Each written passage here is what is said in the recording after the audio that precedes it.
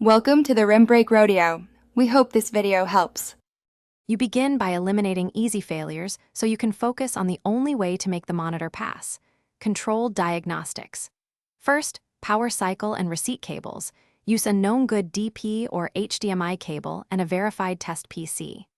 Once done, switch the monitor to factory or service mode to remove user-level variations and run post/OSD checks. Note refresh, resolution, and any visual defects. Keep a concise log of symptoms, because this informs targeted corrective steps that follow. Next, isolate whether the failure is signal, firmware, or panel-related. Swap inputs and GPUs to see if the fault follows the source.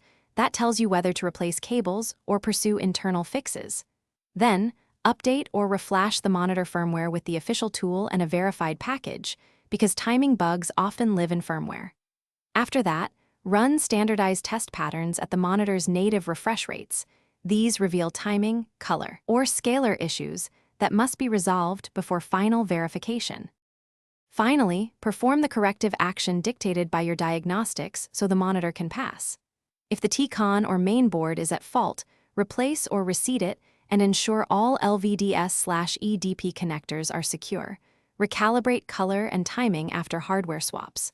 Once repaired, rerun the complete diagnostics and confirm stability across inputs and refresh rates.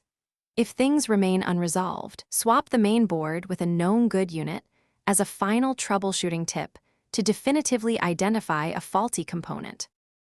Thanks for watching. Consider subscribing if we helped you.